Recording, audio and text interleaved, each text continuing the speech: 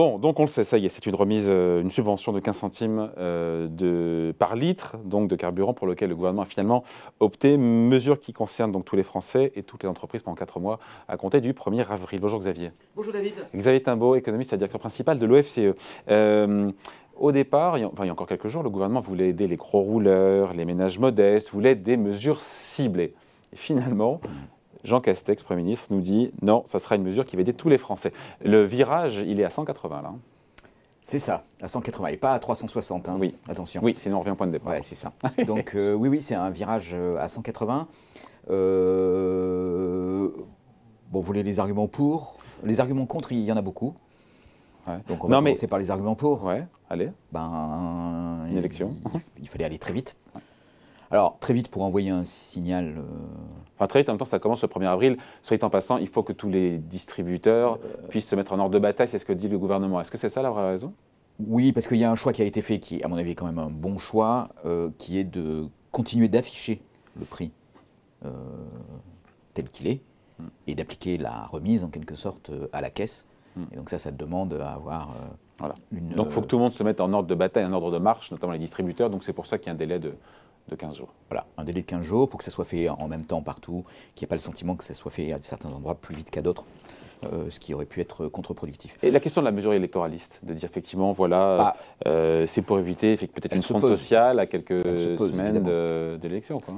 Elle se pose à la fois pour éviter un mouvement social, pour éviter aussi qu'il y ait un débat de campagne qui s'articule autour de ça. On voit que beaucoup de candidats ont critiqué la mesure, mais pas critiquer la mesure pour dire non, non, c'est pas ça qu'il faut faire, il faut cibler par exemple, mais pour dire non, non, il faut bloquer à 1,70 le litre d'essence, il faut...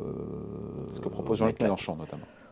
Oui, il faut mettre la TVA à 5,5 sur l'essence. Marine Le Pen. Marine Le Pen et Anne Hidalgo aussi, je pense. Il faut bloquer à 1,70 Mélenchon, mais aussi Fabien Roussel. Donc il y a un peu une surenchère là en la matière. Bloquer les prix, les bloquer à un niveau bas, baisser la TVA, etc. Voilà, donc... C'est efficace ou c'est dérisoire, encore une fois, parce que... c'est dérisoire, vous y allez vite quand même, c'est 2 milliards d'euros pour 4 mois, si jamais ça devenait être prolongé... 2 milliards, c'est quoi 2 milliards aujourd'hui, 2 milliards c'est 2 milliards quand même. Non mais...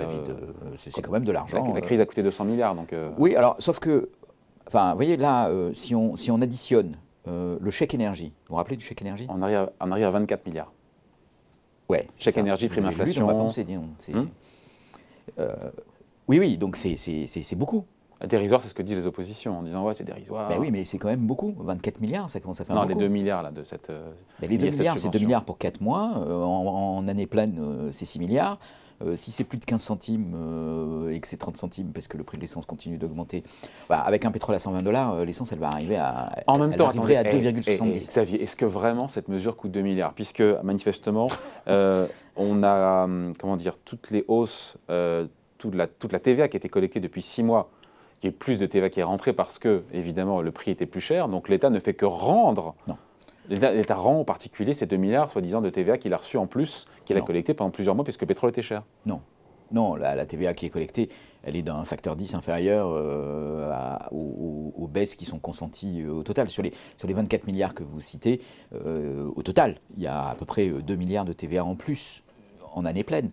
Là, on est sur une mesure qui dure 4 mois, et spécifiquement celle-là, donc en année pleine, c'est 6 milliards, et la TVA sur ces 15 centimes, c'est négligeable par rapport à tout ça. Donc, non, non, ce n'est pas un argument de on rend les recettes fiscales aux contribuables. On peut savoir quelle est la part, encore une fois, quelles sont les recettes fiscales supplémentaires engrangées par l'État du fait d'un pétrole aussi plus cher?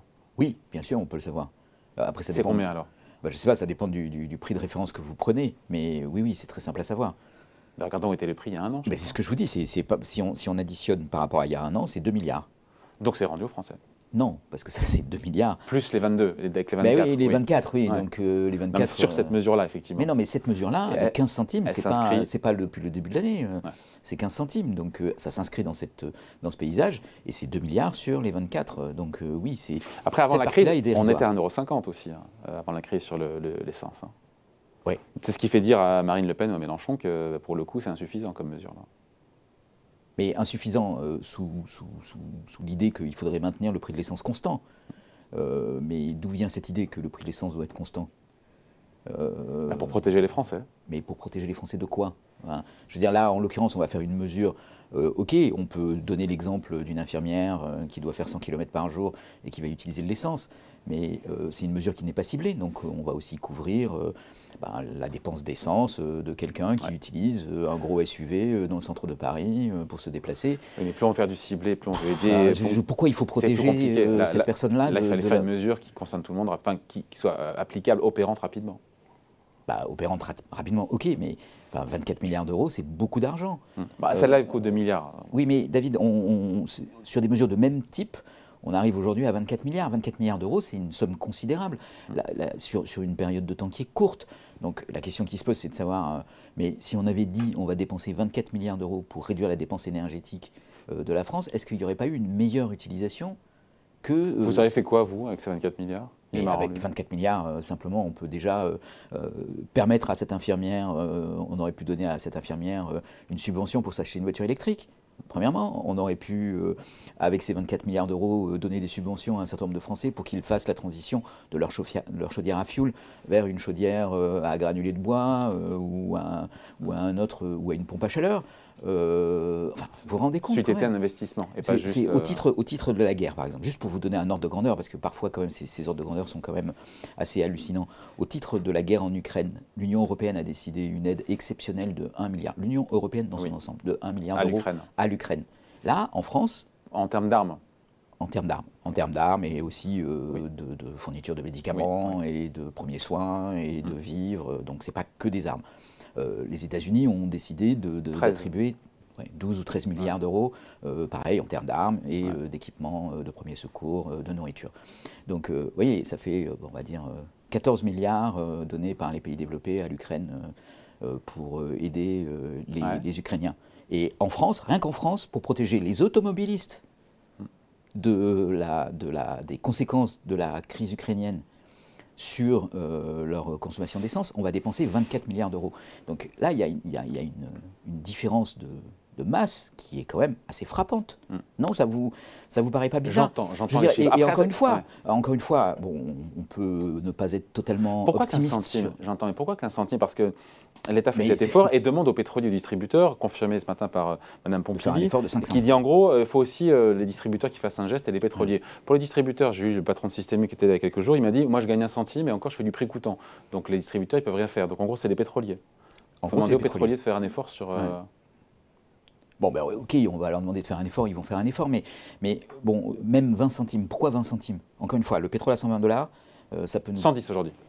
Le pétrole à 120 $, ça nous conduirait à un prix de l'essence de 2,70 euros. Donc, si on fait rien. Si on fait rien. Est-ce qu'on veut... est-ce qu'on est prêt à absorber ça, sachant que ça va nous coûter 50 milliards? Mais encore une fois, vous voyez, 50 milliards, c'est le budget de la défense annuelle de la France, David. Non, mais il faut quand même un peu se mettre en face des réalités. Voilà. Et encore une fois, là, on va subventionner des gens qui ont des grosses voitures, qui les utilisent pour leurs loisirs. Alors, moi, je veux bien, mais si on appelle ça protéger les Français, il me semble qu'on protégerait mieux les Français avec des dépenses militaires et quelque chose qui serait susceptible d'effrayer un tout petit peu plus la Russie de Poutine, plutôt que de donner de l'argent aux gens pour qu'ils continuent à consommer de l'essence, qui va faire quoi? Qui va faire des recettes qui vont être utilisées par la Russie pour faire quoi, David? Sa guerre en Ukraine. Pour mettre des tanks à la frontière polonaise. C'est 700 millions de dollars chaque jour. C'est 1 milliard par jour quand on compte pétrole plus gaz. 1 milliard par jour. Expliquez. Que les pays consommateurs de pétrole et de gaz payent à la Russie par jour, compte tenu des prix actuels. 1 milliard par jour. C'est bien de rappeler ces chiffres. Donc mais ça fait 360 milliards de dollars par an. C'est 7 fois le budget militaire de la Russie. C'est pour ça que l'Europe a déclaré.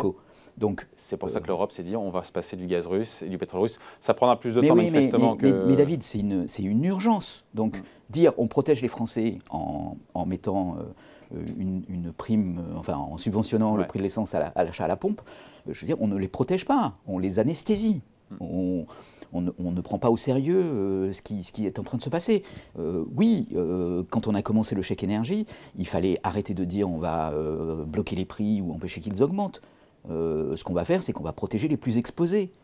Parce que c'est ça qui est important. Et les protéger à la fois en éventuellement les subventionnant, mais uniquement eux. Ah oui, 24 milliards, si vous faites ça que sur un cinquième des Français, Ouais. ben, tout bêtement, c'est divisé par 5. Bon. Donc ça coûte moins cher. Et puis ensuite, surtout, mettre en place des systèmes pour développer le plus rapidement possible toutes les solutions alternatives. Et ça, là, je veux dire, ça fait 6 mois qu'on contemple cette crise russe. Aujourd'hui, elle est arrivée à un point aigu. Et on continue à faire des mesures de protection sur le prix à la pompe. Enfin, je veux dire, où vit-on ?